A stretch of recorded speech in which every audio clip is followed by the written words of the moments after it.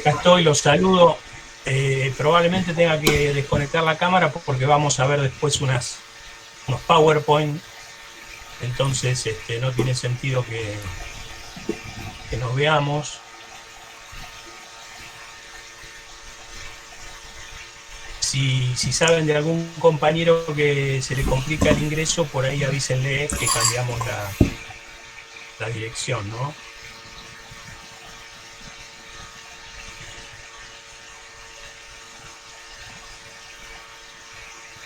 Mientras esperamos unos minutos más, si quieren preguntar algo, alguna duda referida al material, a los contenidos, a alguna cuestión de trámite que por ahí yo pueda contestar.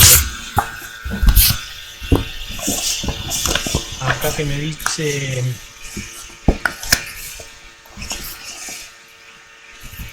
Acá me escribe Valeria Barría,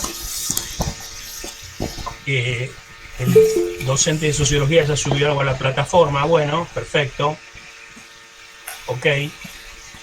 Pero sí, la cuestión con la otra materia, así como conmigo charlamos y me preguntan todo lo que tiene que ver con gobierno y políticas públicas, lo mismo deberán hacer con el docente, que tengo entendido que es Walter Bogado el docente.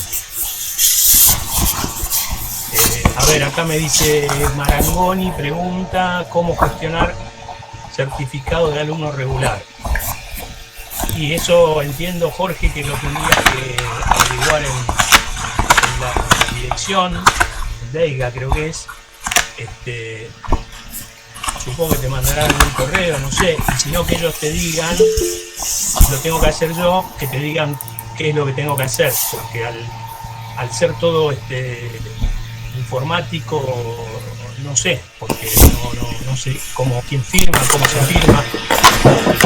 Bueno, averigüen eso, yo lo averiguo en todo caso también, y después no hay problema, hacemos los certificados que precisen.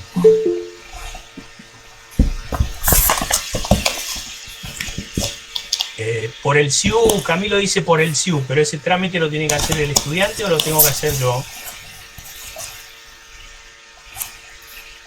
Ok, Camilo dice que eso lo tiene que hacer el alumno, así que métanse en el SIU y ahí vean cómo gestionan el... Ok, perfecto.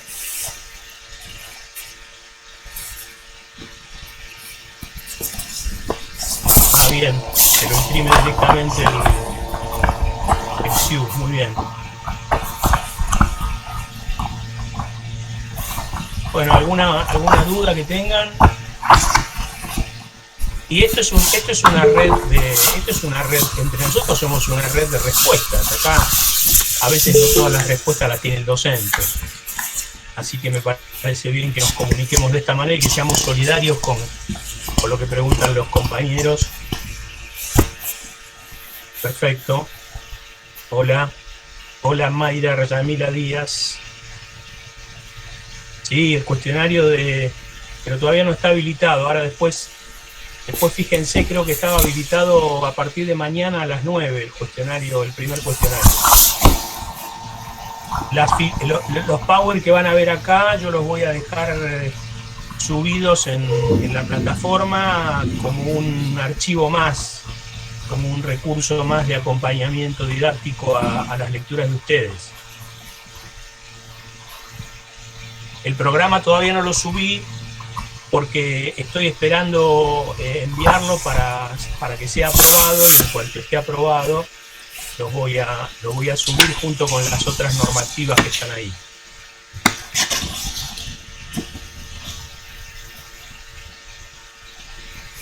Ahí hoy a la tarde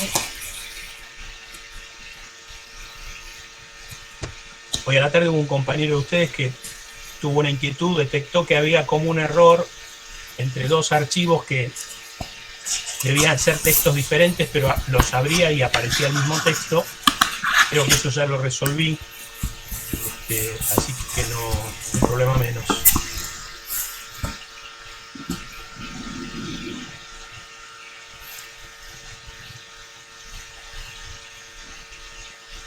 Bueno, vamos a esperar hasta ahí.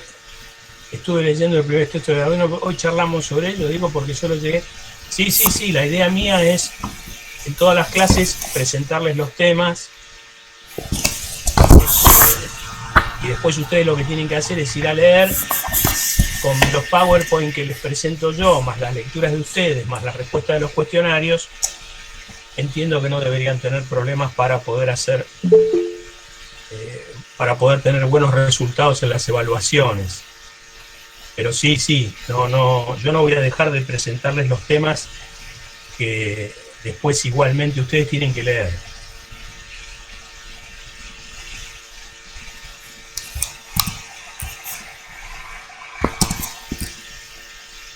Si en algún momento, que no creo que sea que ocurra, pero si ocurriera algún cambio de bibliografía, porque por ahí descubro un texto y estoy a tiempo de cambiarlo, porque me parece que es un texto mucho más piola, se los voy a hacer saber. Pero en principio, todo lo que está en el Moodle, hoy por hoy son los textos que van a tener que leer y tenemos perfectamente cubierta la materia. Lo mismo si por cuestiones de tiempo, por cuestiones de complicación, hay que leer algo menos, también les avisaré. Ustedes no se preocupen, pero no dejen de ir con cierto ritmo, siguiendo la materia, porque después les va a ser todo más fácil. No dejen todo para el final. Bueno, hoy creo que vamos a hacer 87, no creo que entren más. Bueno, les cuento lo que voy a hacer ahora.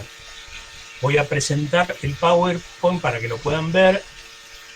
Consulta, en el Moodle faltaría el tema 11 porque del tema 10 tal 12. No. Después lo veo eso, pero es probable que haya algo que me olvidé de borrar. No se preocupen. Todavía para llegar al 11 o al 12 falta, así que ustedes por ahora preocúpense por el primer tema. Quédense tranquilos. Me gustaría ver cómo hago para grabar. ¿Alguien me puede decir desde ahí cómo hago para grabar? Porque la otra vez lo quise hacer.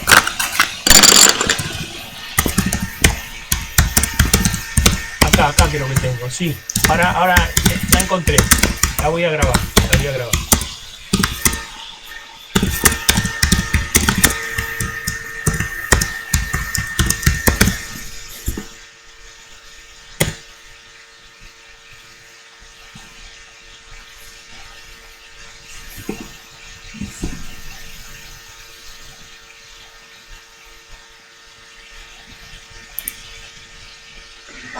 Profe, una consulta. Sí. Una vez quise grabar desde acá y no me permitió, me decía que tenía que pagar, no sé qué. Y después me decía que si, o sea, el que puede grabar, se puede permitir al resto grabar. ¿Es así? Ya está grabando. Despreocupate que ya está grabando. Yo también, Maxi, la puse a grabar y me la tomó, así que como quieran, si hay alguien que quiere seguir grabando, pero no sea cosa que por grabar en simultáneo varios tengamos problemas. Yo tengo acá el aviso que me dice que está grabando, así que despreocúpense, y cuando termine la clase y corte la grabación, también lo voy a subir a Moodle para que lo tengan. Lo que no quiero es, si paso al PowerPoint, quiero seguir viendo a aquellos que me están pidiendo ingresar. Por eso todavía no quiero pasar. Somos 89. Bueno, les contaba. Lo que voy a hacer en un ratito, me van a dejar de ver en la cámara, voy a ver si presento el PowerPoint, entonces lo que yo voy a ver va a ser lo mismo que van a ver ustedes. La idea es que me sigan lo que les cuento, que vayan viendo los PowerPoint, y para evitar así superponernos, me mandan un chat, pregunta profe, entonces habilitamos para que hablemos ordenadamente y no nos pisemos, porque si no esto es un despelote. Bueno, vamos a preparar entonces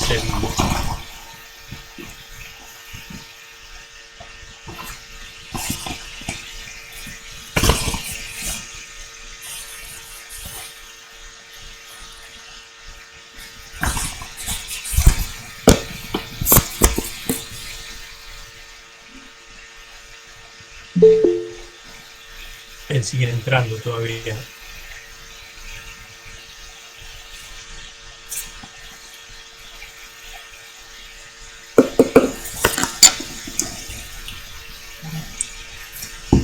están viendo ahí?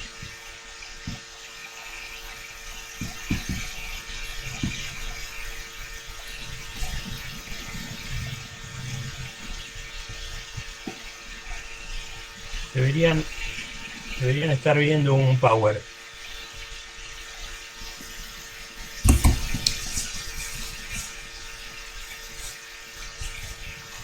¿Cómo se ve?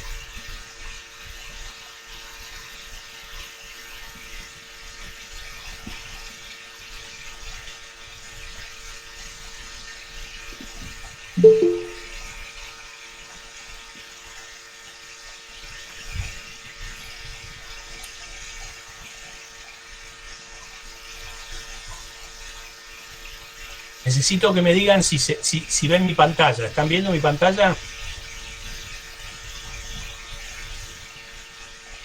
Ok. Ahora va a aparecer el... Bien.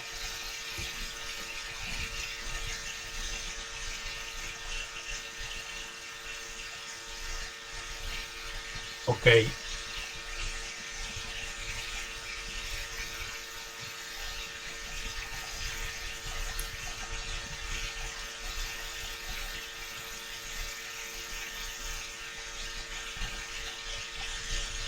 Bueno, vamos a empezar entonces hoy a charlar un poquito sobre el Estado.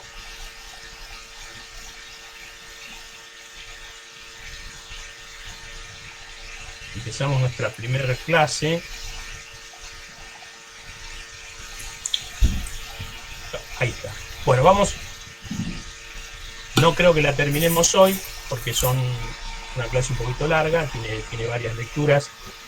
Pero el tema, resumiéndolo, vamos a ver y a charlar acerca del surgimiento del Estado moderno, la tipificación. Después les voy a contar qué queremos decir cuando hablamos de tipificación, es decir, las características que presenta el Estado moderno. Y vamos a hablar de conceptos que están íntimamente ligados con el proceso histórico que dio surgimiento al Estado moderno. El proceso de racionalización, vamos a hablar un poco de la dominación burocrática y vamos a hablar un poco de cómo son esos poderes que tiene el Estado. Esos poderes que Michael Mann llama despótico e infraestructural. Vamos a tratar de caracterizarlo. Este es un autor que, como vamos a ver, entiende que el Estado, de alguna manera, a través de un proceso histórico largo, desarrolló ciertos poderes autónomos, aunque nunca habría que interpretar esa autonomía como que se trata de un Estado que no puede estar de alguna manera controlado o que no está...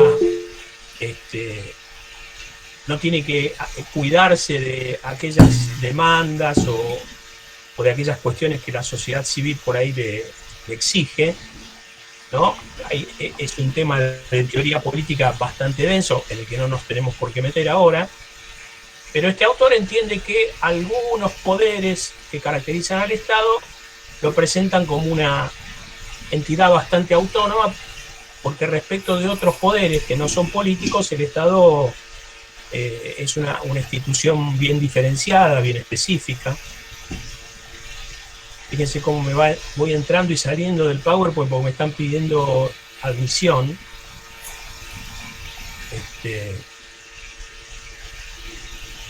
Volvamos. Bien.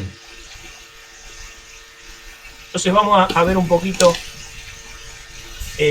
un autor que es prácticamente insoslayable cuando uno quiere empezar a comprender cómo surge el Estado moderno es Weber.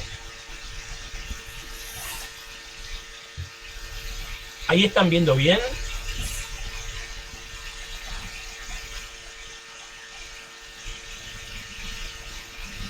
Bien. El Estado moderno para Weber es la resultante de un proceso de racionalización.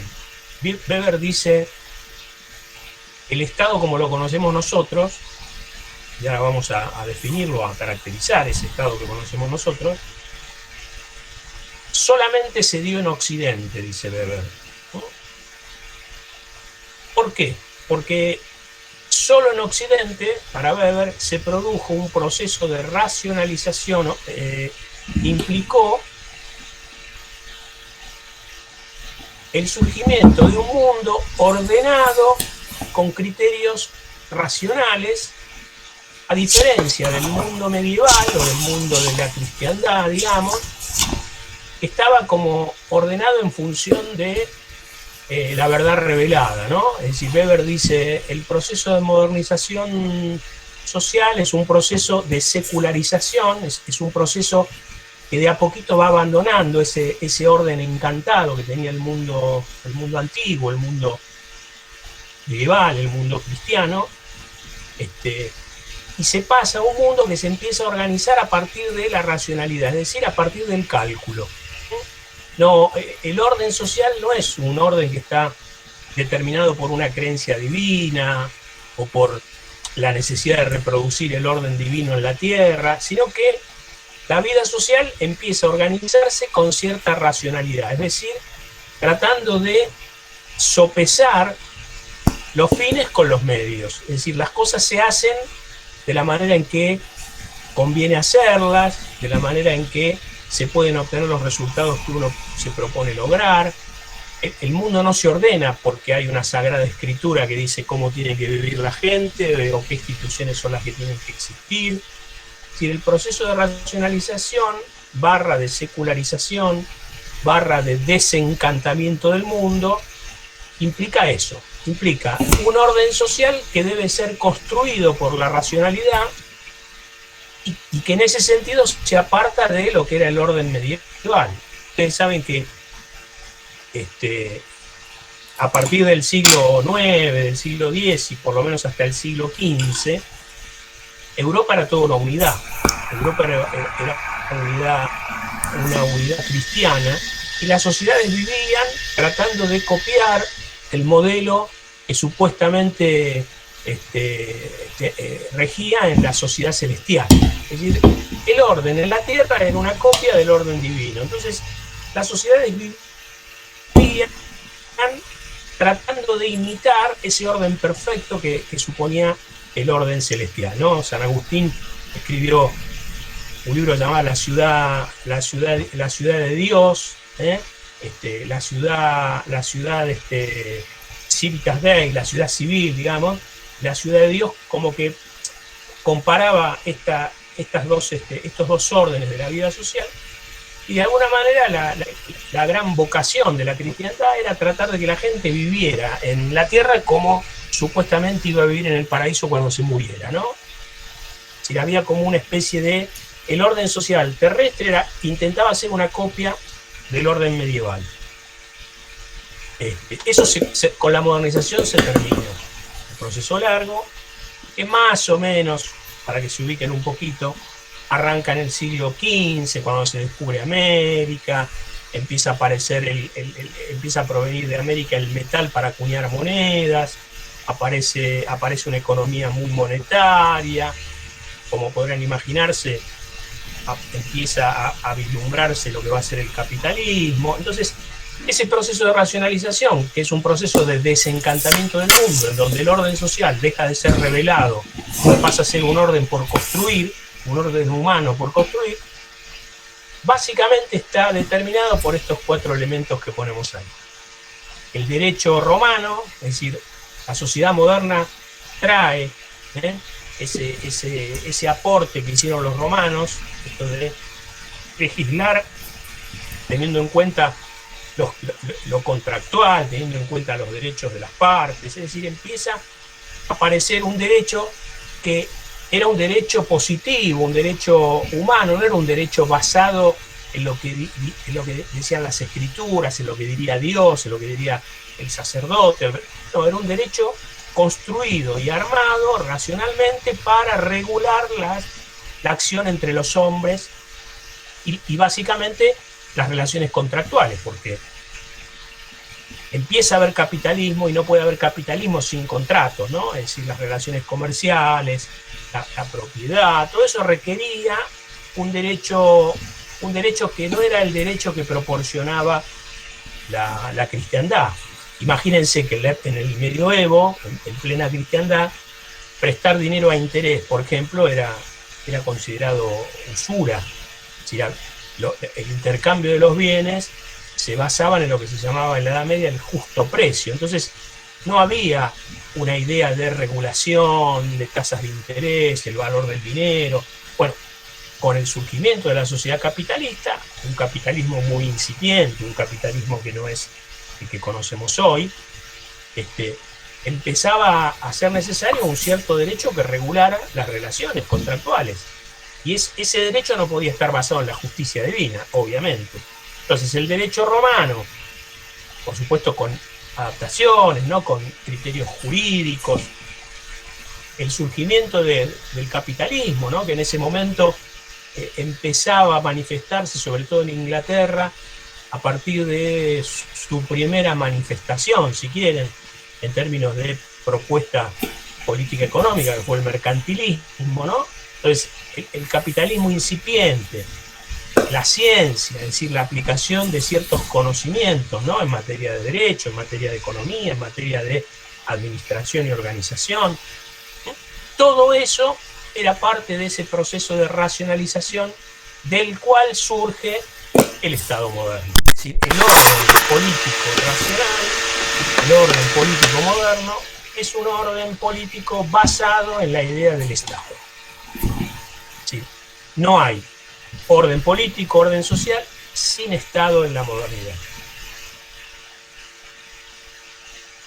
¿Cuál fue la primera manifestación del Estado? Si queremos buscar así como una especie de comienzo o de primera manifestación de eso que se llama Estado moderno, bueno, las monarquías absolutas. El Estado, bastante parecido al que conocemos hoy, en términos de orden político, su primera manifestación es la monarquía absoluta. Y ahora vamos a ver por qué. Nosotros no vivimos en un Estado monárquico, pero vamos a ver por qué la monarquía absoluta es como la piedra basal de ese proceso en donde el Estado moderno fue construyéndose hasta ser lo que es hoy, ¿no? Hasta ser el orden político en el que nos movemos todos nosotros. Entonces, repitiendo lo que dijimos antes, ese proceso de racionalización, de desencantamiento del mundo, dice Weber, se da solo en Occidente y está muy íntimamente ligado al capitalismo, al derecho romano formal, a la ciencia. Aparece el pensamiento científico, ¿no? En sus primeras manifestaciones, y a la organización burocrática.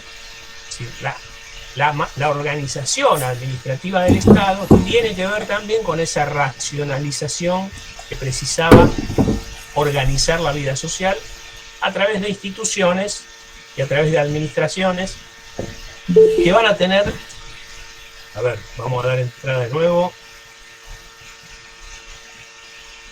ok, volvemos.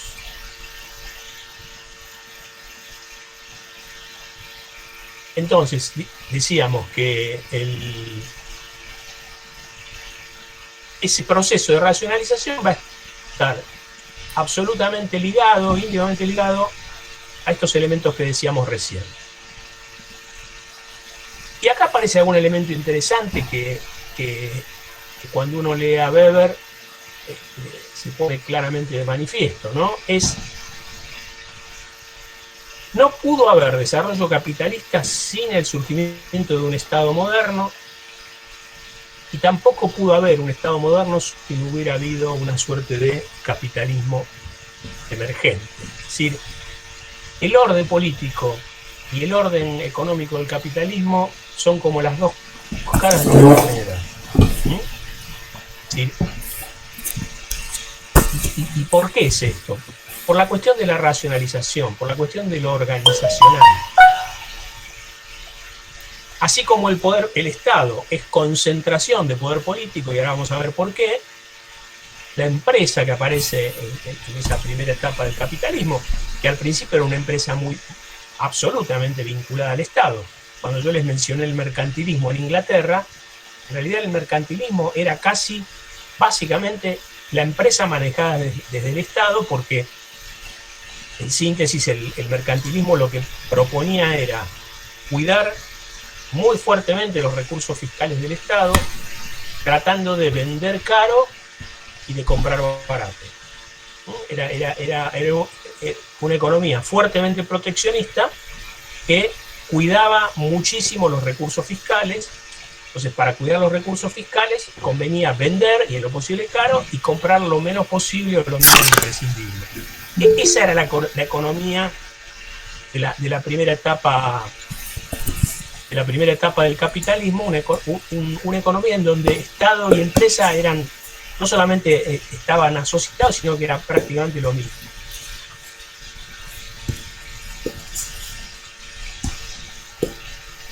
A ver, ¿qué decís, Geraldine? Abrí el micrófono y aclara eso que pones ahí. Hola, profesor, buenas tardes. Hola. Cuando leemos el aporte del mercantilismo, es como una alianza del Estado con intereses capitalistas, aparecieron dos aspectos del mercantilismo. Es por lo que leí yo en el libro. Dos formas. Una forma era, la aparición fue un mercantilismo monopolizado,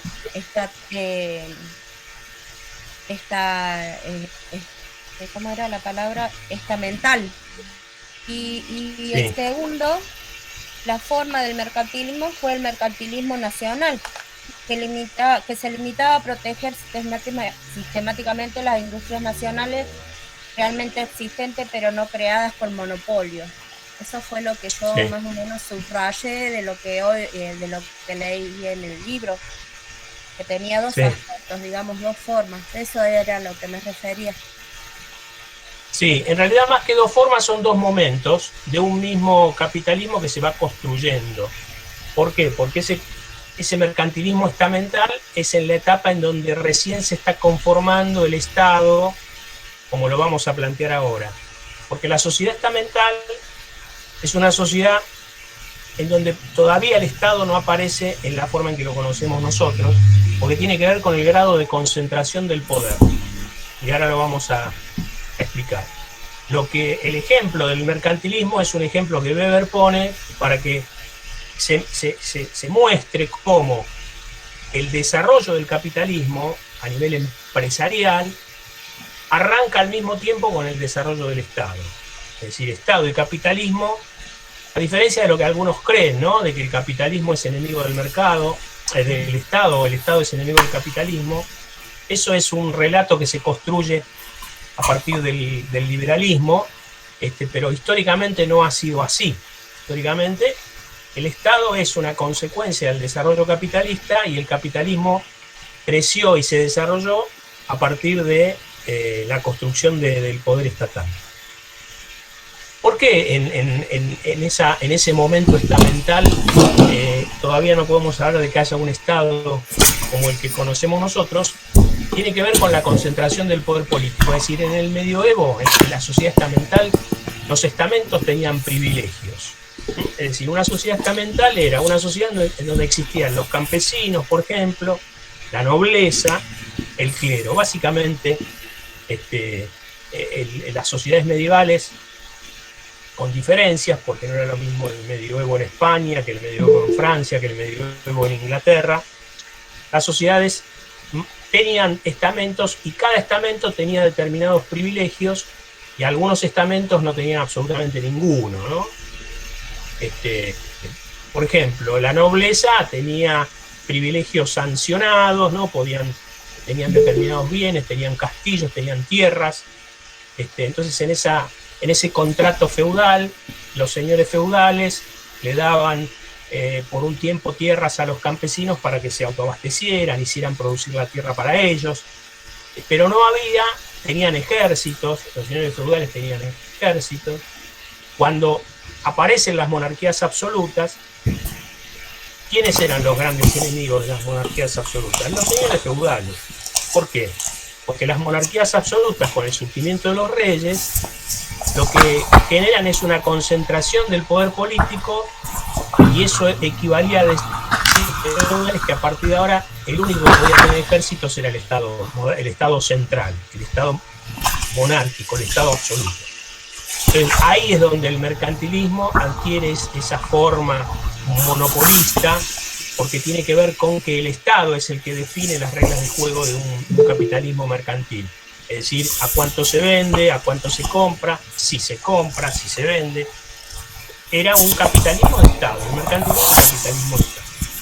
Entonces, es importante este tema de la concentración del poder político, porque mientras la sociedad estamental del medioevo era una sociedad en donde el poder estaba fragmentado y dividido entre los señores feudales, cuando aparecen los monarcas absolutos, una especie de Luis XV, el Estado soy yo, decía Luis XV, el único que empieza a tener ejércitos va a ser el rey. Entonces todo ese poder político militar se concentra y va a parar al Estado monárquico absoluto. Flor de diferencia porque a partir de ahí el único que puede declarar la guerra es el Estado, el único que puede reprimir es el Estado, el único que puede reunir recursos monopólicos para hacer uso de la fuerza es el Estado, y eso implica una aceptación de ese poder estatal y un entregar esos recursos que tenían los señores feudales a una única instancia que a partir de ese momento va a ser la instancia que domina la vida social. Racionalización y burocratización tiene que ver con este proceso, básicamente. Así como el Estado concentra los recursos de la administración y de la dominación, la empresa capitalista va a concentrar los recursos productivos. El Estado es una empresa, no una empresa productiva, es una empresa de dominación. La empresa capitalista es una empresa de producción que concentra los medios de producción, y el Estado es una empresa o una asociación de dominación que va a concentrar los recursos de administración y de dominación. Y ahí hay un elemento interesante. ¿Por qué? Porque detrás de esto que vamos a explicar ahora, empezamos a comprender qué es esto de la burocracia, cuál es el rol de la burocracia, por qué Weber habla de dominación burocrática, qué relación sigue existiendo entre el capitalismo y el Estado cuando pensamos la burocracia y su conformación. Y eso es lo que vamos a ver ahora. Yo no sé si están pidiéndome ingresar o a ver, vuelvo.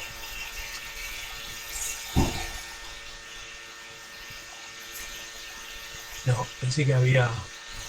Bueno, seguimos.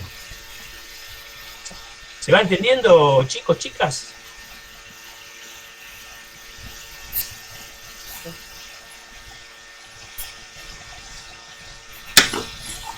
Bueno, bien. Seguimos. ¿Cómo está Geraldine? Por Dios. On fire. ¿Qué dice Geraldine?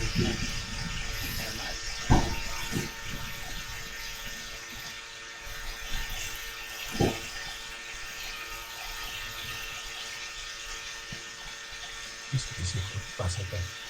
Me complica todo acá. Ahora me desapareció el...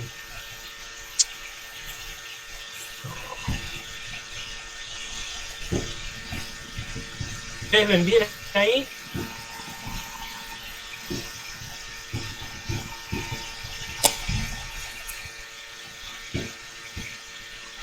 Ok, avanzamos entonces.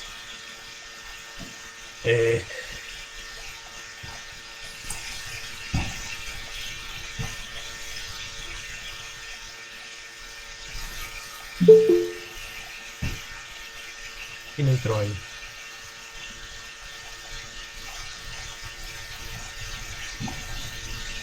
Admitir otro más.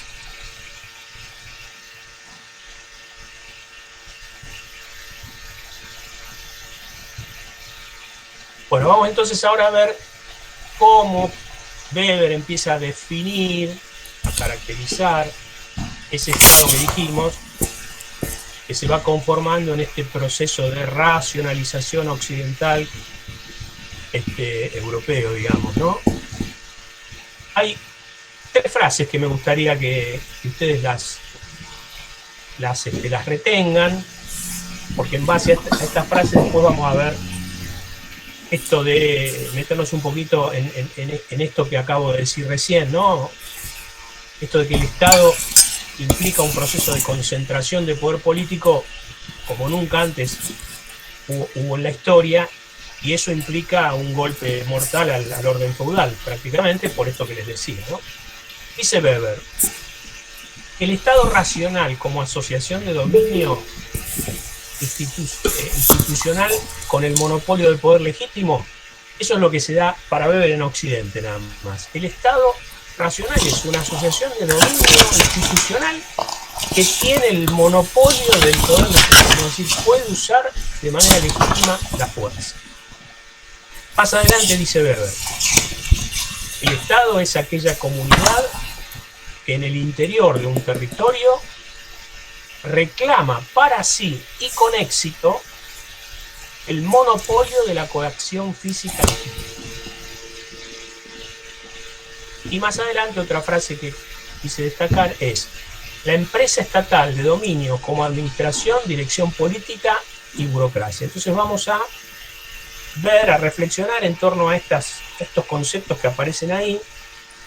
Yo creo que después de ello van a tener una idea medianamente aproximada de cuáles fueron las implicancias del Estado como la nueva forma del orden político en la modernidad.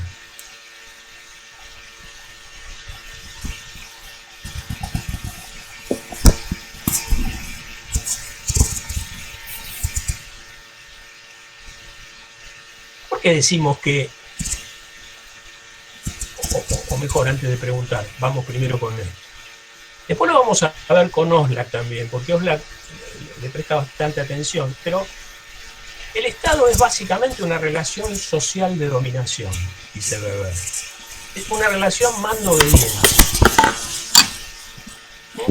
Existe un Estado, ¿se acuerdan que algo, no sé si lo hablé con ustedes o lo hablé en otra materia? El Estado, de alguna manera, en esto se ocuparon mucho los contractualistas, ¿no? Hobbes, Locke, Rousseau, por supuesto, con miradas diferentes, con distintas definiciones de lo que ellos entendían por sociedad civil, por ejemplo. Pero básicamente hay Estado porque hay alguien que manda y porque hay alguien que obedece. Una relación social de dominación básicamente es eso, es una relación mando-obediencia. Siempre existieron las relaciones de mando-obediencia en cualquier sociedad. Lo que no siempre existió es que esa relación de dominación tuviera la forma de Estado. Después esto lo va a desarrollar Michael Mann también un poquito. Pero las sociedades antiguas, por supuesto que tenían un orden determinado, pero ese orden no tenía nada que ver con el Estado que conocemos nosotros. La relación mando-obediencia en el Estado moderno implica que hay una instancia que concentra poder, que tiene como medio específico, es decir, aquello, la última ratio, ¿no? Aquello que identifica y diferencia al Estado respecto de cualquier otra organización con poder, es que puede recurrir a la fuerza cuando la obediencia se transforma en desobediencia. Es decir, la relación de dominación mando-obediencia en el Estado tiene como último recurso para sostenerse el uso de la fuerza legítima. El uso de la fuerza legítima. Por ejemplo, una organización mafiosa no tiene el monopolio legítimo de la fuerza.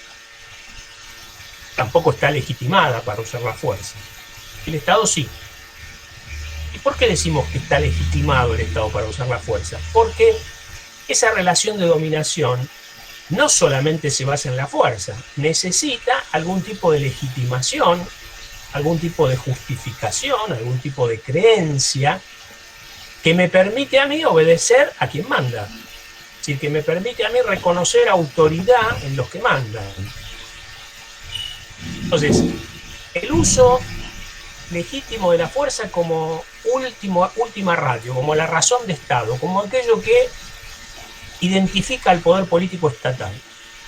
si un Estado no puede reclamar con éxito, como dice en la frase ahí, el uso de la fuerza, es un Estado débil, es un Estado que está siendo desafiado, es un Estado fallido, como diría Noam Chomsky, es un Estado, acuérdense en la época, por ahí los más jovatos como yo,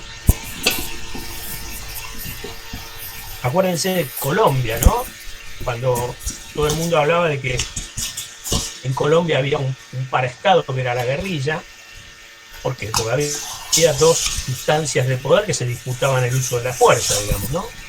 No estoy hablando de las guerras entre estados, que claramente las guerras entre estados son guerras en donde cada estado hace uso de su fuerza respecto de otro estado, ¿no?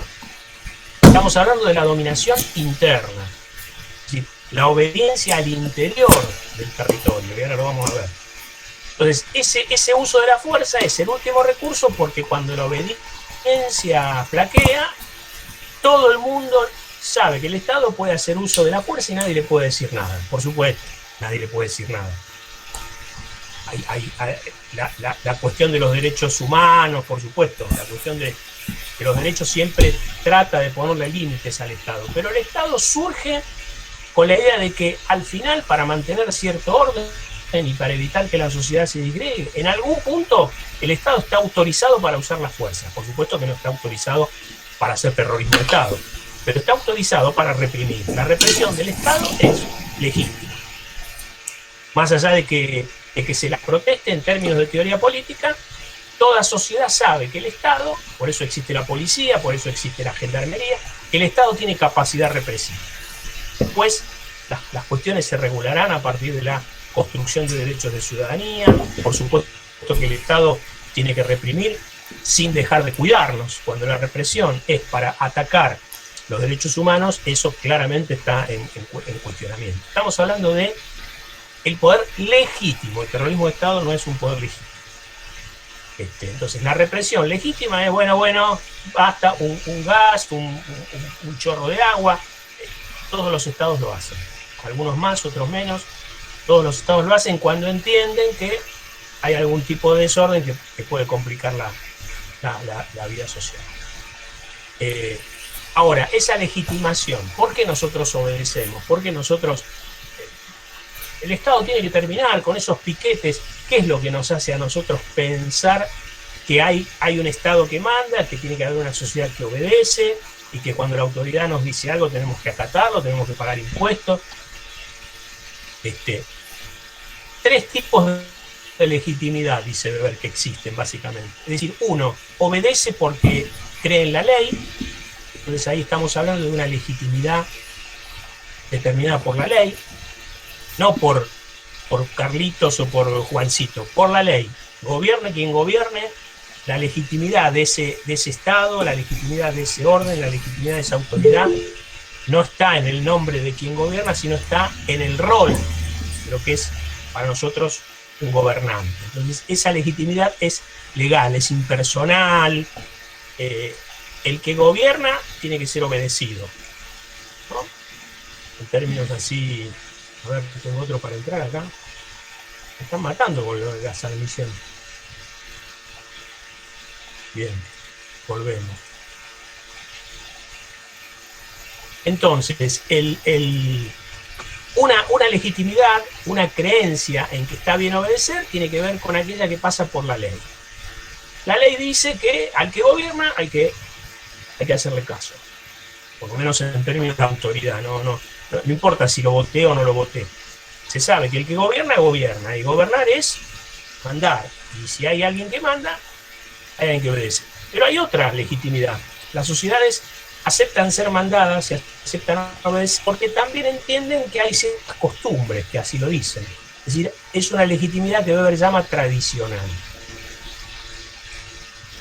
Una monarquía, ¿no? Nosotros obedecemos al rey porque la costumbre es que siempre hay un rey y ese rey es el primogénito del rey que se murió, y por costumbre, la costumbre, la tradición, la historia de nuestro país, de nuestro pueblo, dice que el rey es hay una dinastía y determinado sucesor es el que es rey cuando se muere el rey que estaba gobernando.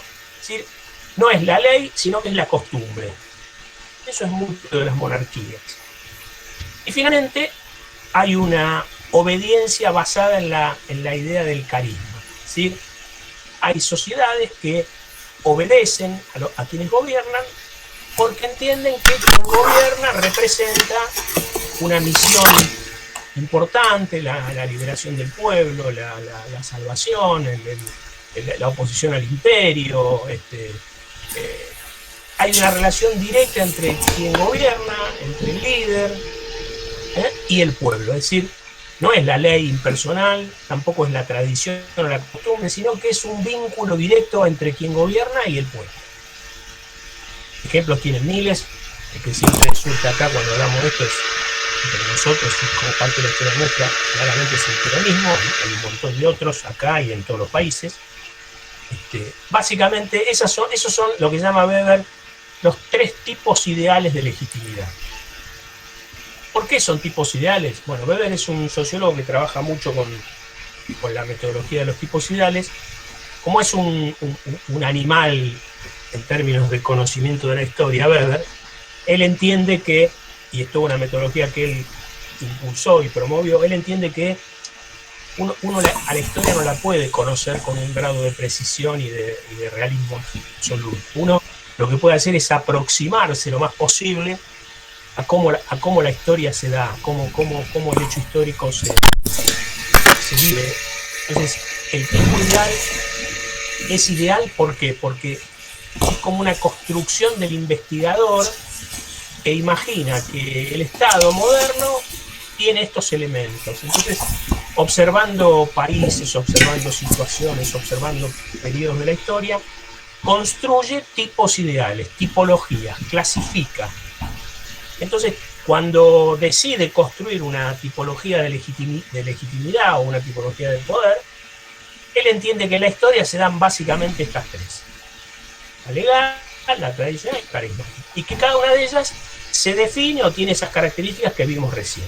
Lo que Weber dice siempre, y esto es un tema que a veces se olvida entre los investigadores y los analistas, es que son tipos ideales que no necesariamente son absolutamente coincidentes con la realidad. Reúnen atributos muy marcados, pero puede haber cosas que están en la realidad pero que no están en el tipo ideal, y son ideales por eso, porque nunca es una representación absoluta del caso real, sino que es una aproximación, una construcción que más o menos tiene estos elementos. Y lo interesante también de esta tipología es que Weber reconoce que puede darse mezclada la tipología de la legitimación o de la dominación. En la realidad se da mezclada, es decir, una sociedad puede obedecer porque cree en la ley, pero también en ese momento puede obedecer porque además quien gobierna tiene carisma. O una sociedad puede obedecer porque además de que existe la ley, además de que hay un rey que me cae simpático, un líder que me cae simpático y con el que me siento vinculado directamente, hay como una suerte de tradición de cultura popular que entiende que aparece siempre algún encargado o algún elegido para llevar adelante una misión. Es decir, los tipos de legitimidad es muy difícil que se den exactamente, que sean representación de la realidad y que no tengan ningún tipo de conexión con los dos. Se pueden mezclar. A veces predomina uno, a veces predomina otro. En el caso del peronismo, recuerden cuando el peronismo aprobó la Constitución del 49, bueno, ahí era un intento de legitimar por la vía de la ley, de una reforma constitucional, una relación líder-pueblo. Entonces aparecían elementos también de lo legal, esto que Weber llamaba la rutinización del carisma, cuando el carisma, que es un vínculo personal líder-pueblo, se intenta instalar o consolidar con una ley propia, una ley que transforme esa legitimidad carismática en una legitimidad legal, ¿no?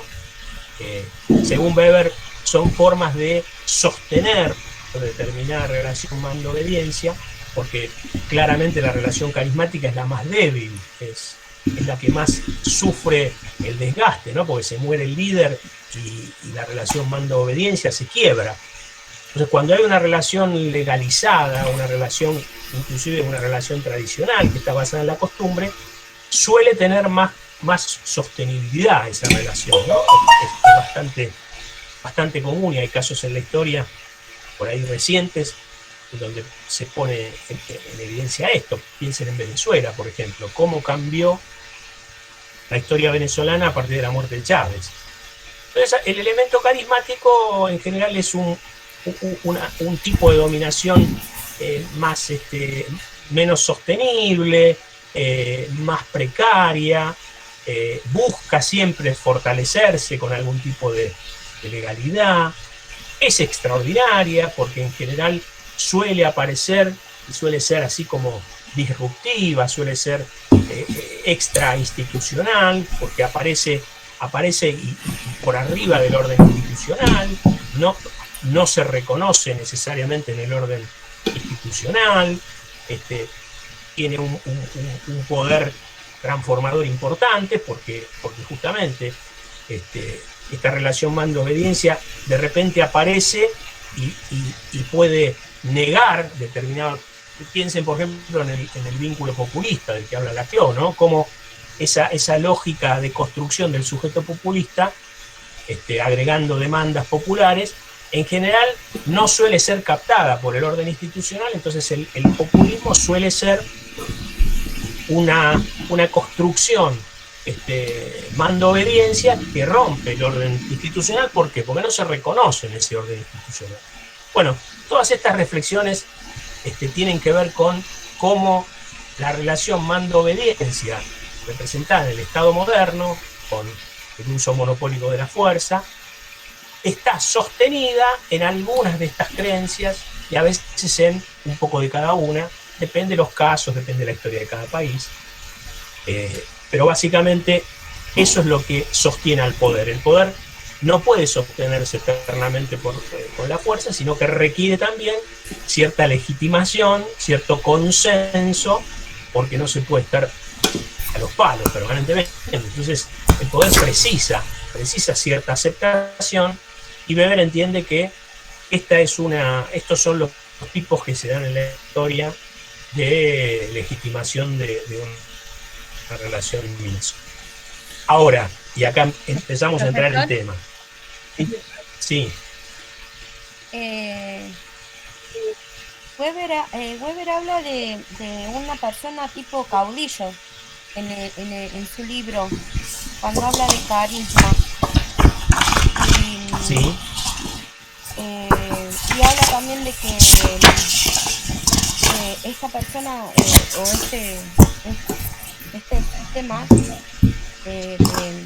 no se lo dice como que no se someten en virtud de costumbres o estatutos, sino porque él lo cree así, vive su propia causa, persigue su misión. Eso habla de cuando habla de carisma, sí, ¿no? Exactamente. El carisma, por eso decía antes, ¿quién habla? ¿Geraldine? Sí, profesor Mari.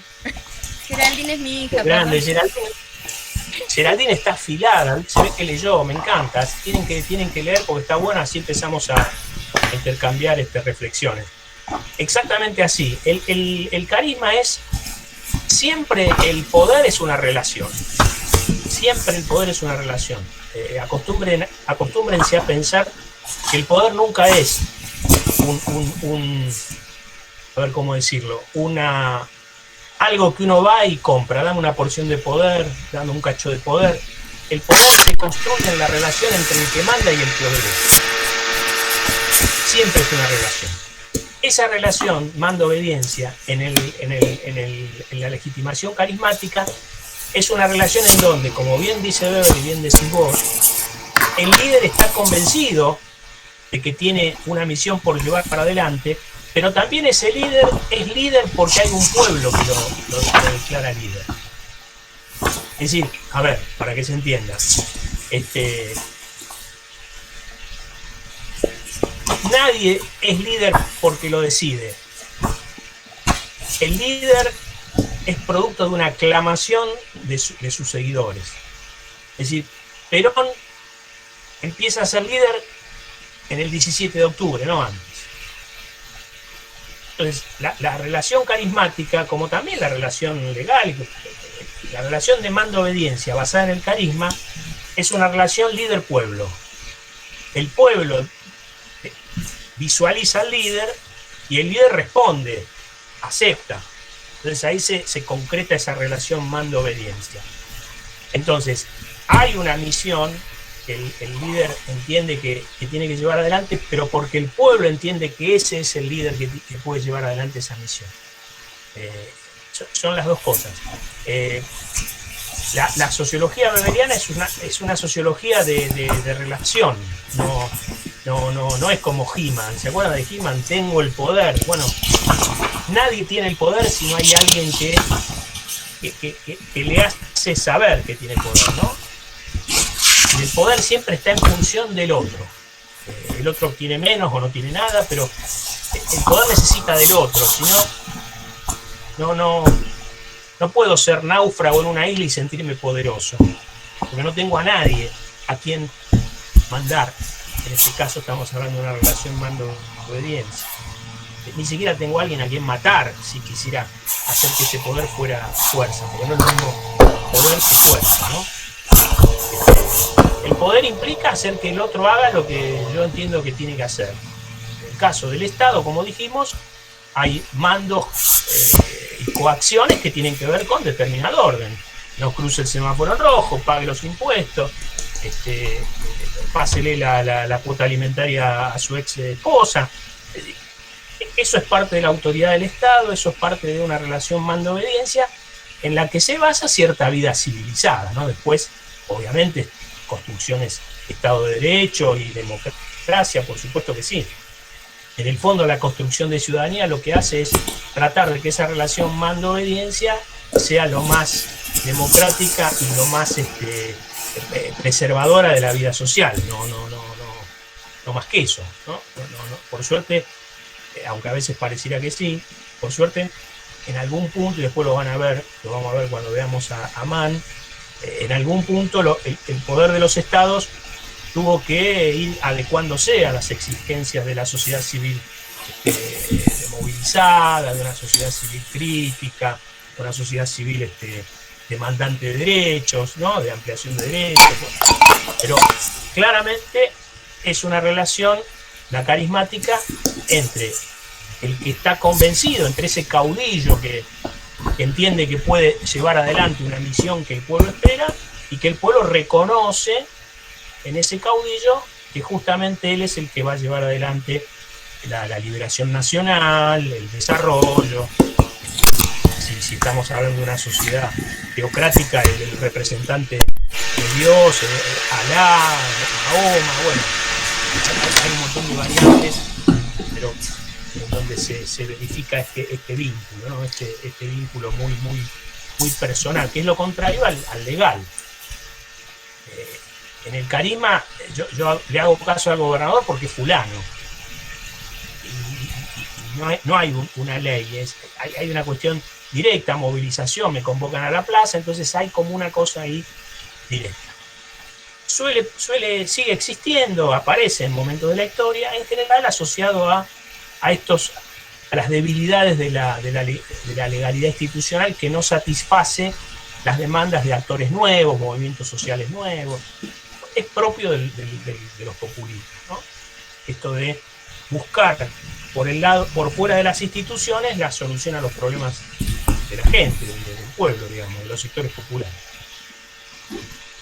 Y acá viene un elemento interesante para seguir reflexionando sobre la dominación del Estado. Dice Weber, la dominación, y lo dice más o menos así, la dominación no se ejerce ni con grandes discursos políticos, la dominación se ejerce si yo administro los recursos del Estado.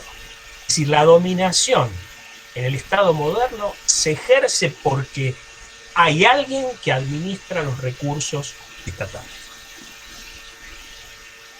Y acá hay una cuestión clave. ¿Por qué? Porque a diferencia de lo que pasa en las sociedades estamentales y patrimoniales, en donde quienes manejan el Estado se creen dueños de los bienes del Estado, eso es lo que se llama en las sociedades estamentales y patrimoniales, eso es lo que viene a ser una burocracia patrimonial o estamental, cuando los que administran los recursos estatales creen ser dueños de esos recursos. Lo que dice Weber es, con el avance, con el desarrollo del Estado moderno, lo que se produce es, de la misma manera que ocurre en la economía, lo que se produce es una separación, una expropiación de los medios de la administración. ¿Por qué? Porque mientras los medios de la administración se concentran en el Estado y son propiedad del soberano, digamos del pueblo, lo que hace la burocracia es solamente administrarlos, solamente manejarlos, pero no es propietaria de esos medios. Y acá hay un elemento fundamental. Así como, y esto Marx lo dice claramente, así como el capitalismo implicó expropiarle los medios de producción al campesinado, es decir, cuando en Inglaterra se cercan los campos y se destinan todos los campos a la producción económica, se produce lo que Marx llama la acumulación primitiva, se acabó con el siervo feudal. ¿Por qué? Porque el siervo feudal era una semana al mes, 2 semanas al mes, era el dueño de su tierra. Porque el señor feudal le decía, mira, vos a mí, haceme producir la tierra, yo quiero esto, quiero que me hagas esto, quiero que me pagues con esto, y de ese mes, durante 1 semana o 2 semanas, la tierra es tuya y usada para lo que vos la precises. De alguna manera el campesino de la gleba, el siervo de la gleba, 1 o 2 semanas por mes era dueño de los medios de producción, era dueño de su tierra y podía cosechar y sembrar para su propia familia. Cuando esto lo estoy contando como si hubiera un momento en donde uno lo puede ver, estos son procesos de siglos, ¿no? Estamos hablando de siglo XV, estamos hablando a partir de ahí, todo esto va pasando en 200, 300 años hasta la Revolución Industrial. Lo que quiero decir es que ese siervo de la gleba se transforma en ¿qué? Desde el punto de vista de Marx. En el proletariado. Es el campesino que se queda sin laburo, le quitaron la tierra y ¿dónde tiene que ir? A buscar laburo a la ciudad, a la fábrica. Entonces se transforma en un proletariado urbano que va a buscar laburo a cambio de lo único que sabe hacer, que es laburar. Porque ya no es dueño de los medios de producción. Los medios de producción lo tiene la burguesía, lo tiene el capitalista. Entonces esa separación del trabajador de los medios de producción ocurre también en el Estado. Esos medios que tenían los señores feudales, ejército, cobraban impuestos, todo eso pasa de manos de los señores feudales a esa instancia única que se llama Estado. En donde, como todos sabemos, en un Estado de derecho, un Estado democrático, el gran soberano, el gran dueño de esas... No estoy hablando del monarca, en el Estado de la monarquía absoluta, claramente el rey se sentía el dueño de todos esos bienes que le quitó a los señores feudales, el dueño de los ejércitos. Pero en un Estado moderno, un Estado legal, basado en una legitimación legal, el que gobierna no es el dueño de los ejércitos, en todo caso los administra. Entonces, esa separación entre quien gobierna y quien gerencia los recursos de la administración del Estado y del poder estatal, eso es propio del Estado moderno y es el inicio de lo que conocemos nosotros como la burocracia weberiana o burocracia profesional.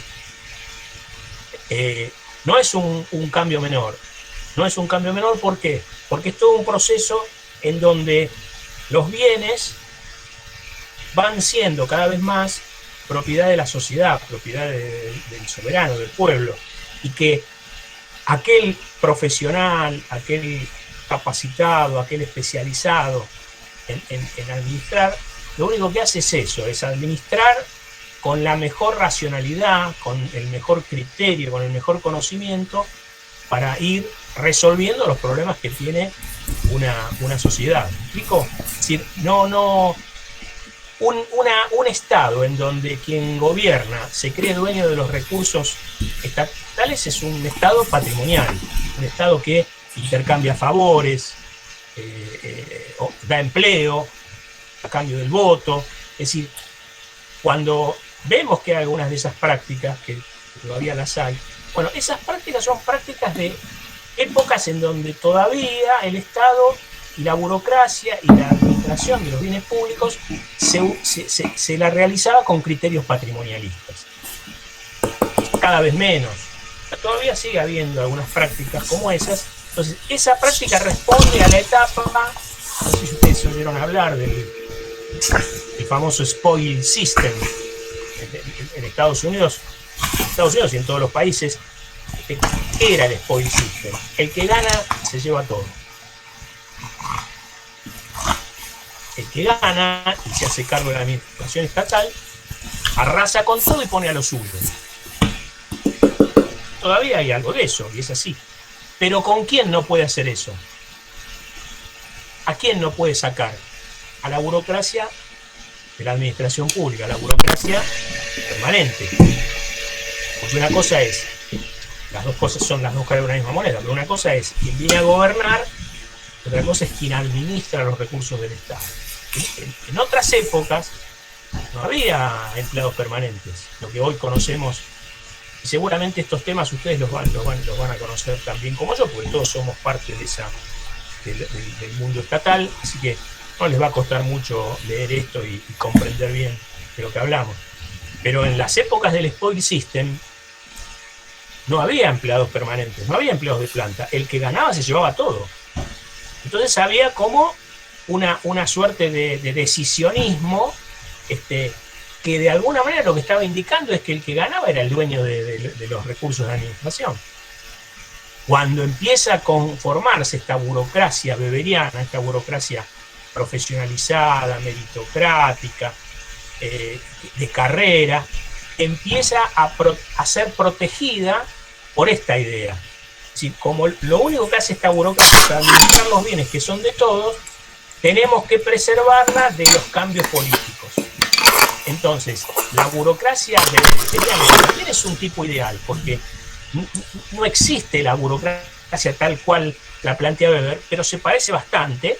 Bueno, es el gran, después lo vamos a ver, es una de las grandes deficiencias, sobre todo de las burocracias latinoamericanas. Es decir, las burocracias en América Latina todavía no lograron constituirse en estas burocracias weberianas, que son burocracias de alta capacidad profesional, altamente capacitadas, que no pueden ser removidas, que concursan, que están preservadas de los cambios políticos, porque hay todavía algunas cuestiones que responden a la historia de nuestras propias administraciones.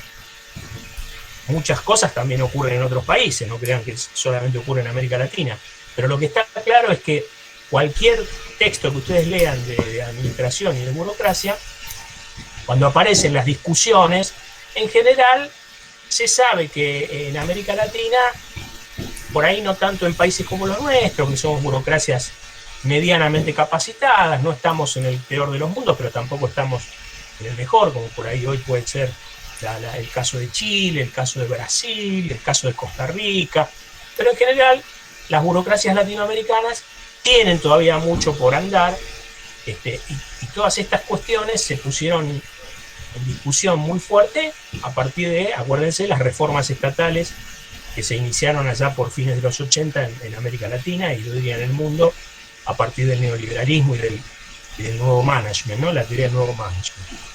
Pero lo concreto entonces es que esta dominación burocrática a través de un cuerpo de administradores profesionales es un elemento constitutivo del Estado moderno y es también la base sobre la cual se apoya la dominación del Estado moderno. Es decir, no puede haber Estado moderno si no tiene una burocracia civil, una burocracia militar, donde hay jerarquías encargadas de manejar los recursos vinculados a la guerra, a las decisiones que pasan por las políticas militares.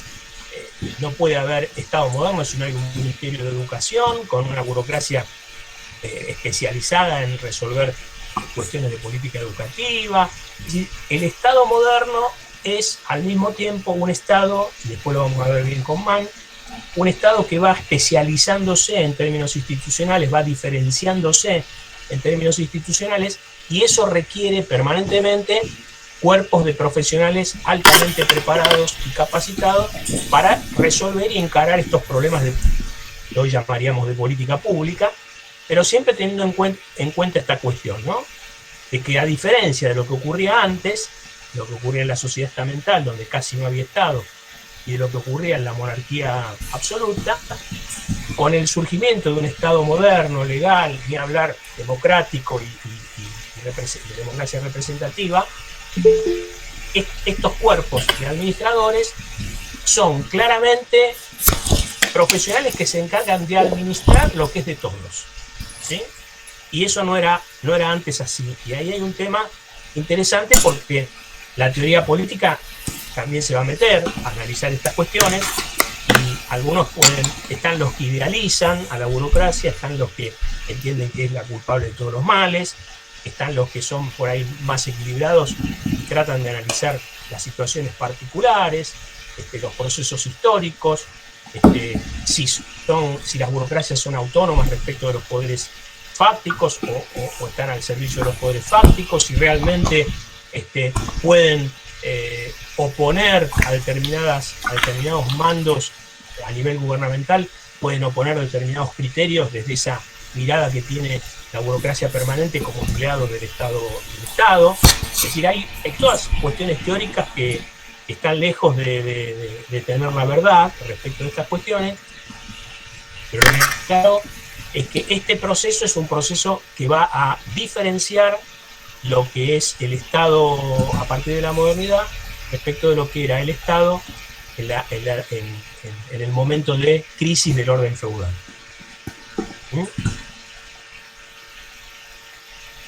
Metiéndonos adentro de esta cuestión, ¿no? de la cuestión de la burocracia, yo creo que ven como siempre aclaro tipo ideal. Esto también es un tipo ideal, porque puede haber elementos que falten, pero esto que Weber de alguna manera identifica y reúne para construir esta tipología de lo que es la burocracia moderna, sabemos que es parte de lo que la define, y cualquiera de nosotros va a ver que esto es algo cotidiano, algo que nosotros ya sabemos, por decirlo de alguna manera, de memoria, ¿no?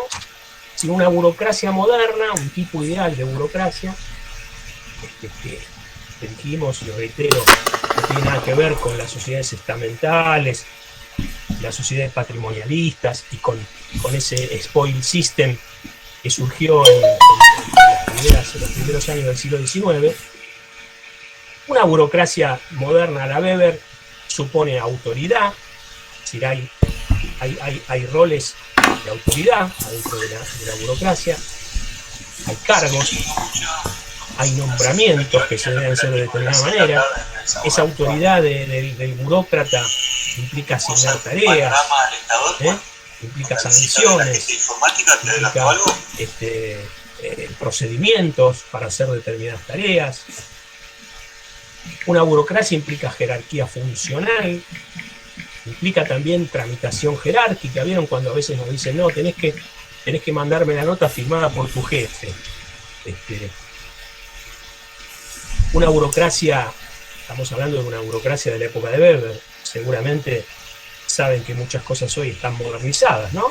Pero una burocracia trabaja con el expediente, trabaja con procedimientos, trabaja con normas generales que todos deben cumplir. Ninguno toma una decisión burocrática al interior de la organización que solamente se aplica en un... Es decir, la burocracia está organizada en torno a procedimientos y a normas que son de carácter general. Hay un régimen, acá lo voy a arreglar que se está apurado, hay un régimen de empleo público, ¿no? Supone, y esto es lo que yo les decía, ¿no?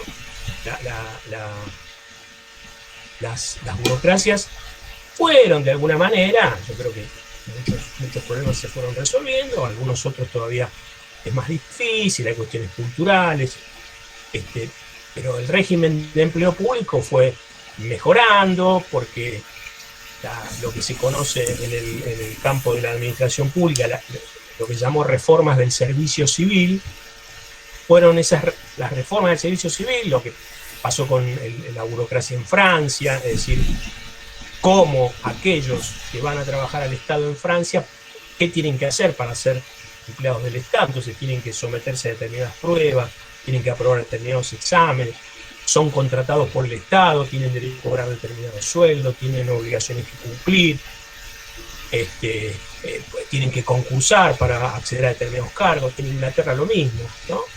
En Estados Unidos igual.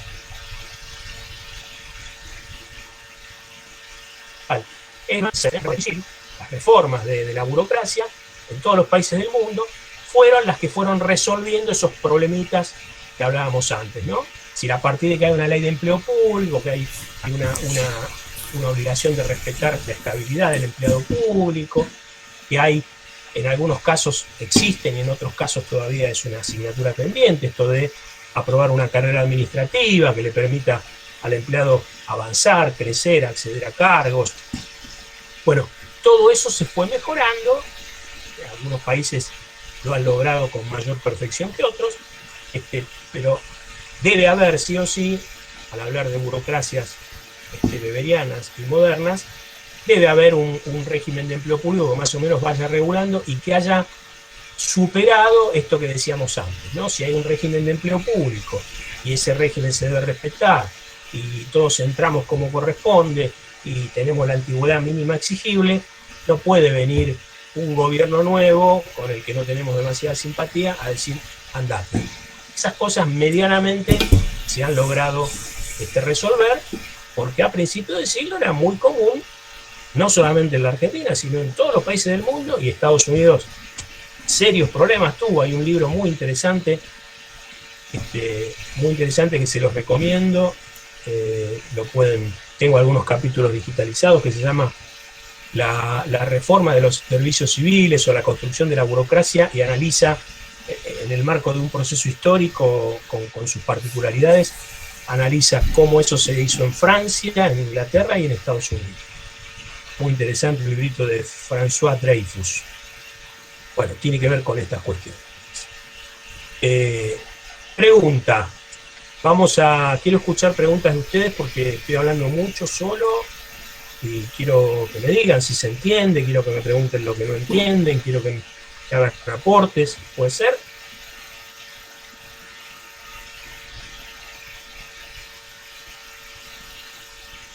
Claro, procedimientos administrativos. Sí, se entiende, me dice Tabet. A ver, acá me dice Geraldine si podría, o Mari, si podría ampliar las filminas. Sí, lo que pasa es que como estoy yendo de un lado al otro,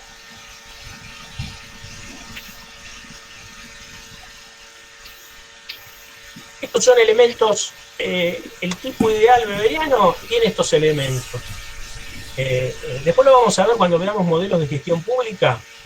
Vamos a ver que hay una discusión muy fuerte hoy entre los posburocráticos, es decir, los que dicen la burocracia ya no sirve para nada y hay que pasar a organizaciones más eficientes, basadas en criterios de la gerencia privada, y los que dicen que no, que en realidad son los llamados neoweberianos, son los que dicen que en realidad es cierto, la burocracia incorporó y tiene que seguir incorporando criterios nuevos, criterios flexibles, procesos decisorios más flexibles, tiene que darle importancia a la eficiencia, pero hay que reconocer que la burocracia, así como la estamos planteando, es una institución, no solo una organización, no es solo un modelo organizacional, es una institución que justamente respeta la arquitectura mínima de un Estado de Derecho. Es decir, si hay por esto que decíamos antes, ¿no? Si hay un empleado, suena despectivo, pero el término es ese. Si hay un burócrata, en este sentido weberiano, que hace respetar la ley, que es el que conoce el funcionamiento de la administración pública, que es el que está al servicio del ciudadano, no estamos hablando solo de una organización, sino que estamos hablando de una institución que responde a un Estado democrático, a un Estado de derecho. Entonces la discusión que se da entre posburocráticos y neoweberianos es una discusión que se da en ese ámbito, ¿no? En el ámbito de que terminar con la burocracia en algún punto trae complicaciones desde el punto de vista de lo que son las instituciones de un Estado, y la mirada posburocrática solamente piensa al Estado como una organización técnica. Entonces, la discusión entre los que entienden que hay que modernizar a la burocracia weberiana sin desvirtuarla, respecto de los que dicen que ya estamos en otra etapa en donde no se puede pensar administrar un Estado en función de un régimen público de estabilidad, por ejemplo, ¿no? Imagínense si desapareciera el régimen de cierta estabilidad laboral, que es lo que de alguna manera preserva al director, al empleado, al jefe de departamento, es decir, lo preserva de las decisiones arbitrarias de un cambio de gobierno. Entonces no es tan fácil esto de voltear absolutamente todo lo que está ligado al surgimiento de la administración pública o del servicio civil solamente por criterios eficientistas o solamente por miradas técnicas, ¿no? Esto después lo vamos a ver ya en profundidad cuando analicemos algunos textos de los que tienen una mirada más posburocrática y los que tienen una mirada más de defender, aún con modificaciones y con modernizaciones, este esquema, ¿no? Porque es un esquema que todavía sirve para sostener una institucionalidad democrática, una institucionalidad basada en el Estado de Derecho, basada en la norma, ¿no? Basada en esto de ofrecer una carrera administrativa a estos administradores expertos que son los responsables de cuidar los bienes estatales, digamos, ¿no? Bueno, a ver, me gustaría escucharlos un poquito, ¿puede ser?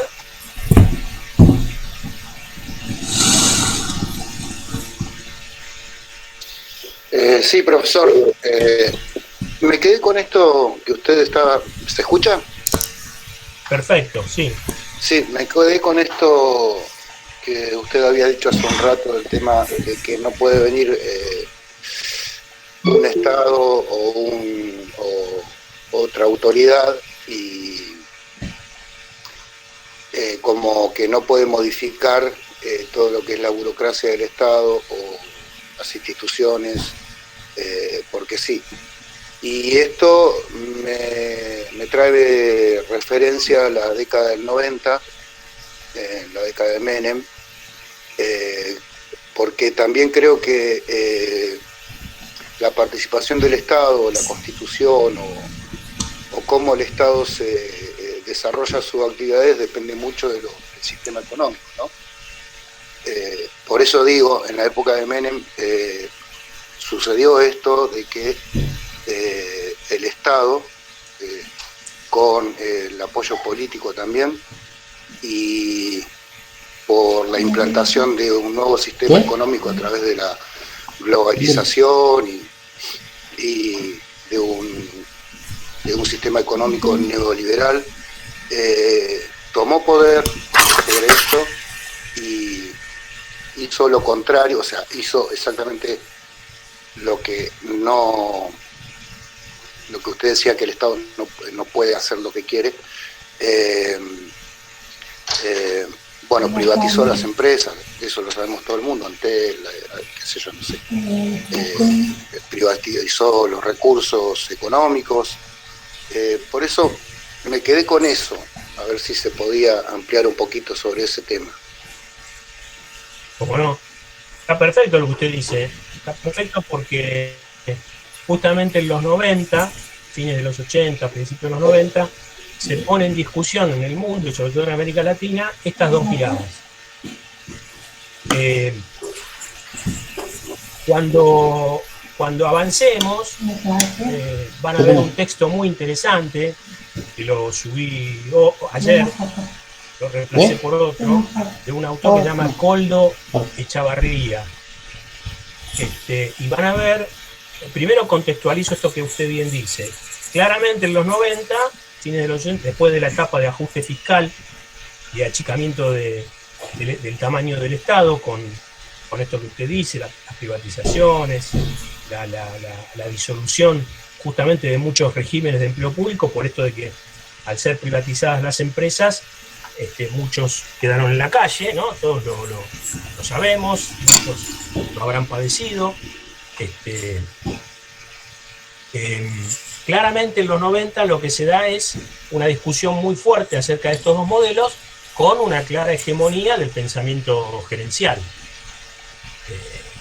Este pensamiento que hoy se llama postburocrático y que en ese momento era el New Management, ¿no? La nueva gerencia pública, que justamente traía los criterios de las empresas privadas como que eran los únicos criterios que podían volver a modernizar y a hacer eficiente un Estado que era visto como una maquinaria de corrupción.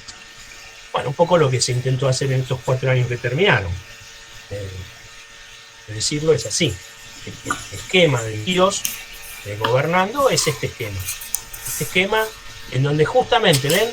Ahí miren cómo el CEO en realidad está gestionando para las empresas privadas, cuando en realidad la burocracia, esta burocracia weberiana de la que estamos hablando, insisto, no son perfectas las burocracias, pero desde esta mirada de tipo ideal, una burocracia lo que hace es preservar e impedir que las decisiones que se toman sean para beneficiar a las empresas privadas.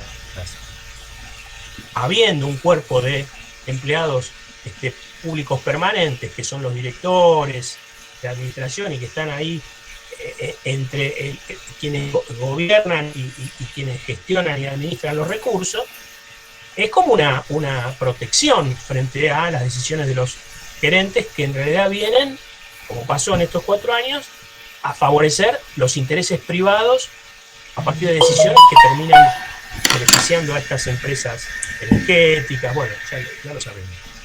Ahora, en los años 90, el nuevo paradigma de gestión pública empezó a reconocer que el problema de los estados latinoamericanos no era tanto el tamaño, no era que había que achicarlos, como planteó el consenso de Washington, sino que lo que había que hacer era modernizarlos, capacitarlos, prepararlos, generar empleados y funcionarios públicos profesionales que pudieran trasplantar en el ámbito de la gestión pública estos criterios más gerenciales. Y si fue común lo que se llama en la historia de las reformas de segunda generación. Las primeras eran achicamiento del aparato estatal, Menem. Y la segunda fue, por ponerle un nombre, De la Rúa. Mientras estuvo De la Rúa, del 95, les digo porque yo siempre fui empleado del Estado provincial y viví esas dos etapas. Había programas que se bajaban del Banco Interamericano de Desarrollo, del Banco Mundial, que implicaban capacitaciones y contratación de burocracias paralelas. Después lo van a ver bien eso en el texto de Chavarría, y todo eso inoculaba a las burocracias provinciales, porque había conflictos entre los coordinadores de programa y los empleados de planta. Había problemas entre los que llevaban adelante las decisiones políticas a través de esos programas y los que tenían las tareas, los permanentes, porque eso estaba vinculado a créditos, estaba vinculado a equipamientos. Sacate una banana de ahí. Fueron épocas difíciles, hubo muchos conflictos internos al interior de las administraciones públicas provinciales, nacional también. Pero lo que está claro que en los 90 fue muy fuerte este paradigma de la nueva gerencia pública, que intentó desarticular lo que tienen las burocracias y las administraciones públicas provinciales de mirada pública, digamos, ¿no? Pero claramente es así. Yo no quiero por ahí profundizar, esto lo vamos a ver cuando veamos los modelos de gestión pública, vamos a ver las miradas, las discusiones. Este texto les va a gustar mucho, de Koldo Echavarría, porque justamente lo que plantea él con cierta mirada crítica es que la cuestión no pasa tanto por el tamaño, sino que pasa por tratar de construir burocracias altamente capacitadas, y burocracias que al mismo tiempo puedan tener cierta autonomía respecto de los poderes económicos, ¿no? Que es el gran tema de las burocracias. Es el gran tema de la burocracia. Si la burocracia, aunque sea planta permanente, aunque sean empleados, si la burocracia no puede tomar decisiones con cierta autonomía respecto de los poderes económicos, aparecen estas ideas de que la burocracia termina siendo una instancia o un ámbito de corrupción que termina favoreciendo a las empresas privadas. Entonces pone el ejemplo de los países asiáticos, donde si bien son modelos políticos distintos, como ustedes bien saben, que la democracia no funciona como funciona acá, directamente no hay democracia, pero algunos ponen como modelo de éxito de esos países, Singapur, Corea, Hong Kong, Taiwán, ponen como un modelo de éxito el hecho de que contaron con burocracias altamente capacitadas y totalmente autónomas de los poderes fácticos, de los poderes económicos. O sea, fueron burocracias autónomas, pero comprometidas con los proyectos de desarrollo de sus países. Si quieren algo bastante parecido en algún punto a lo que está sucediendo en China, digamos, ¿no? Es decir, un Estado, sobre todo con la administración en manos del Partido Comunista Chino, un Estado que si bien se abrió a la modernización occidental capitalista, pudo preservar ciertos resortes de decisión interna que hicieron que el desarrollo chino pudiera lograr lo que nos costó lograr tanto a nosotros, esto de poder aprovechar las inversiones extranjeras directas, aprovechar los capitales, sin que eso se transformara en una dependencia absoluta, digamos. El desarrollo dependiente de América Latina no es ni siquiera parecido al desarrollo que lograron los países estos del Asia, que les digo yo.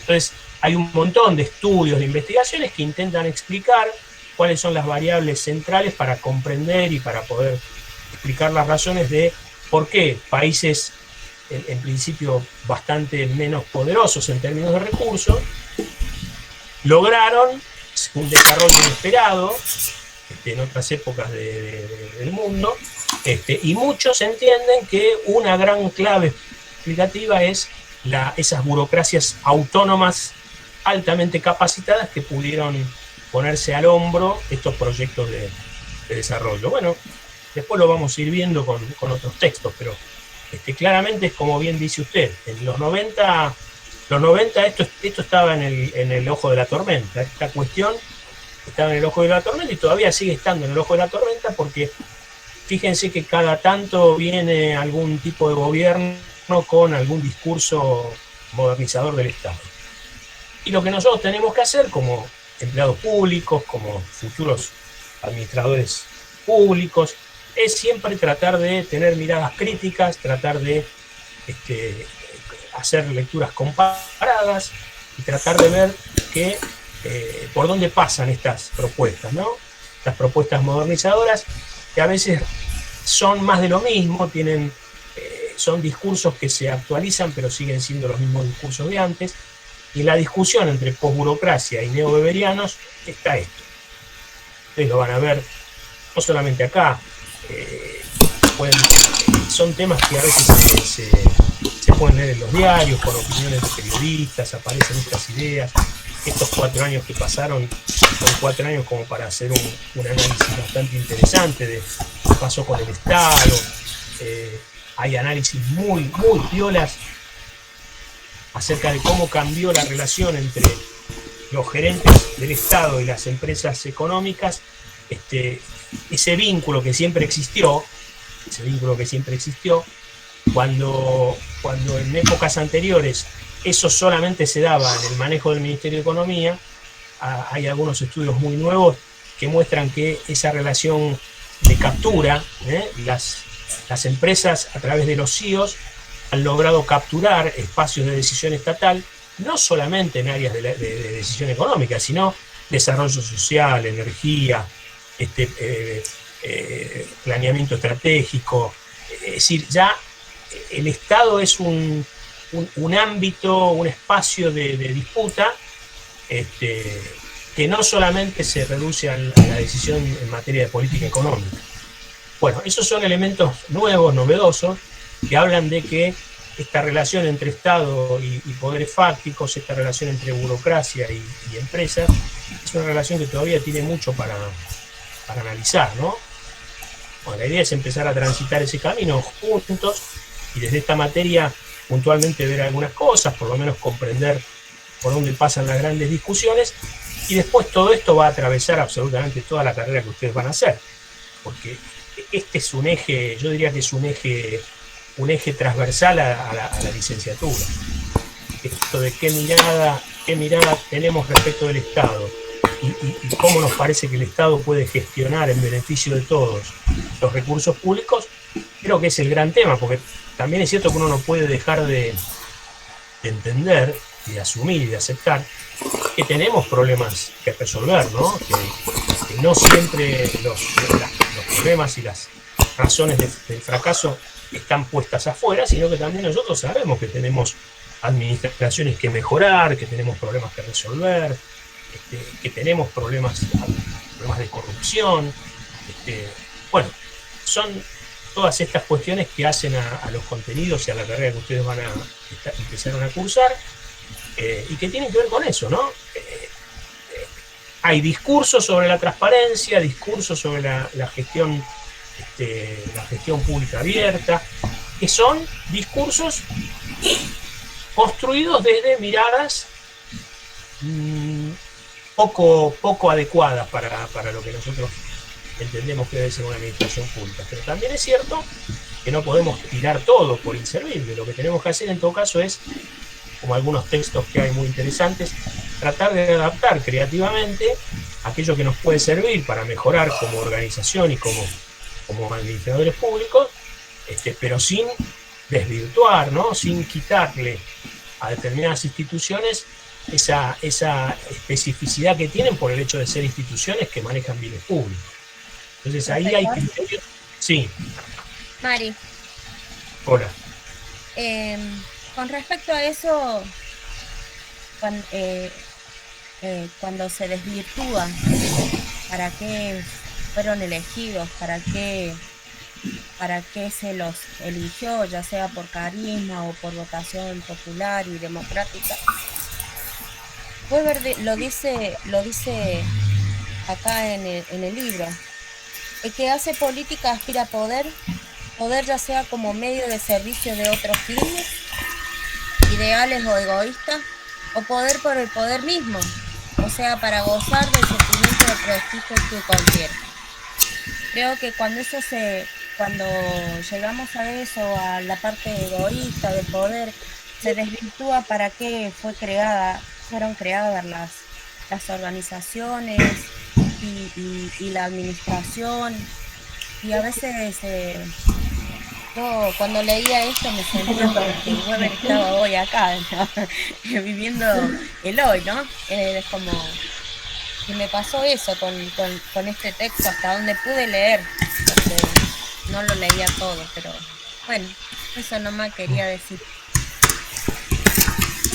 Está muy bien, Mari, y la verdad que te felicito porque me parece que está bueno que hagas aportes, que hagas el esfuerzo de leer, que está muy bien, y que lo traigas acá a la clase, siempre es interesante, a mí me gusta intercambiar, está bueno que lean en lo posible lo que puedan antes de venir a las clases, para que por ahí el seguimiento sea un poco más compartido, para que no se sorprendan con algunas cosas que por ahí las escuchan por primera vez, así que está bueno que hagas eso. Ahora me haces acordar que les avise que el texto de Weber lo reduje un poquito, creo que le modifiqué las páginas y son menos páginas las que tienen que leer, porque me di cuenta que hay una parte donde Weber habla de la organización burocrática de los partidos políticos. No es un tema que sea imprescindible que lo lean, por supuesto que lo quiere leer, lo lea, porque en realidad cuando Weber habla de la burocracia atraviesa absolutamente todas las organizaciones de la vida moderna. Los partidos políticos son burocráticos y se mueven como una organización burocrática, las empresas privadas ni hablar, bueno, el Estado lo acabamos de ver. Si Weber dice que la burocratización creciente está muy asociada con el crecimiento de la democracia de masas. Weber dice, imagínense que Weber eso lo escribió a principios del siglo XX. Weber dice, no tiene una mirada muy, a ver, ¿cómo decirlo?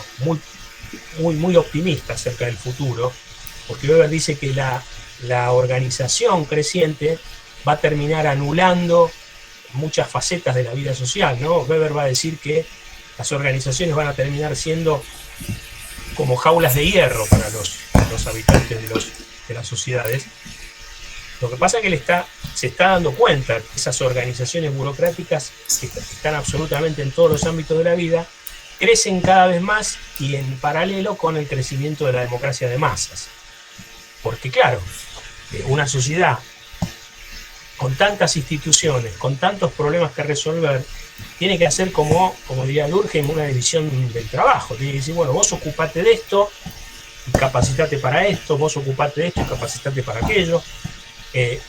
Y ese funcionamiento organizacional, estructurado, va creciendo y va a ir creciendo, dice Weber, a medida que la socialización crezca también, esto de gestionar y conducir sociedades de masas.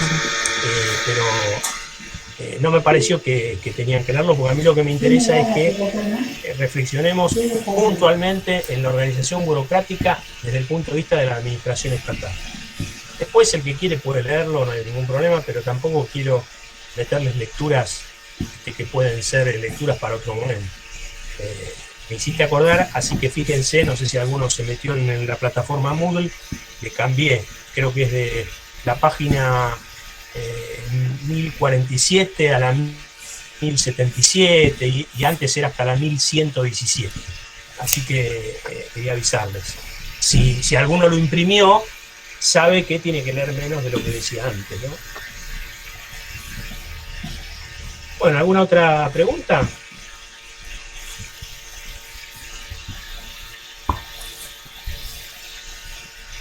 ¿Quieren que me fije en la plataforma? Hola, profe, ¿me escucha? Sí. Hola, yo quisiera hacer un aporte, profe, y una consulta. Ante todo, primero quería prender la cámara para personificar un poquito esto. Así, no sé si me ven o me escuchan. Sí, lo veo, Jorge Pérez. Sí, señor. Tengo una obligación moral, por un lado, y una consulta o un aporte para abrir un poquito el debate sobre unas cuestiones que postuló usted en su clase.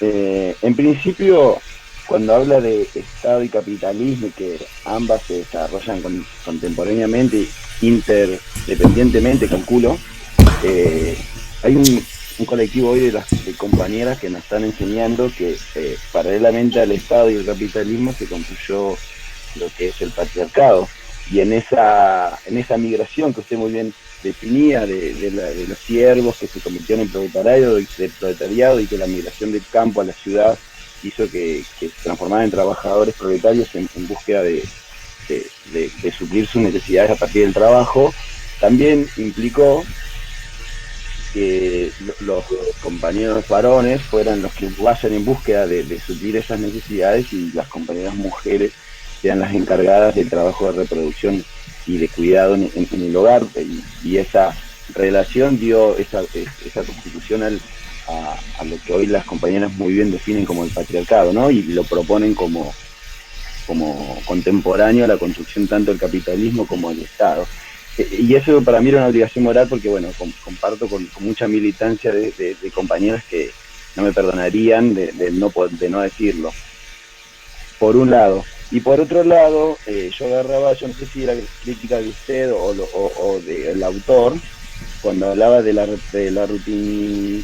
rutinificación del capitalismo y hablaba de que eran las relaciones menos sostenibles, que era una relación extraordinaria, que no era reconocida institucionalmente, y bueno, había una serie de críticas a este tipo de legitimidad que habla Weber.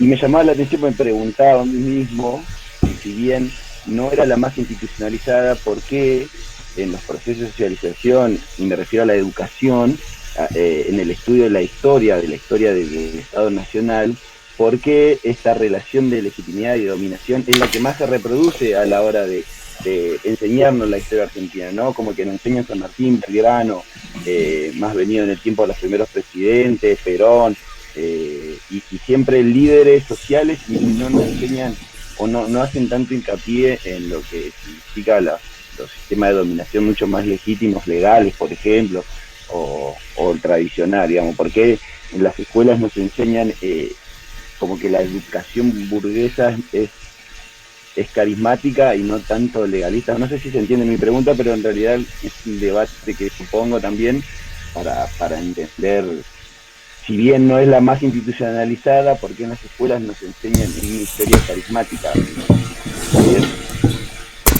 Bueno, Jorge, te propongo esto. Mira, me están diciendo los chicos que ya está el profe en la otra clase.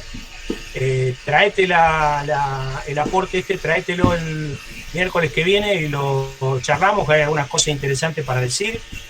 Pero se están yendo los compañeros a la clase de abogado. Así que no dejes de tener ese aporte para plantearlo. Lo tengo acá anotado. Bueno, y muy interesante. El miércoles lo planteamos y estoy de acuerdo con la aclaración que hiciste del patriarcado, porque es un elemento que no lo abordamos en la materia, pero claramente hay una vinculación, como dice ese gato, entre capitalismo y patriarcado, claramente. Bueno, un abrazo a todos, a todas, y nos vemos el miércoles a las 6 de la tarde. Gracias, Jorge. Gracias, profe. Hasta luego. Chau.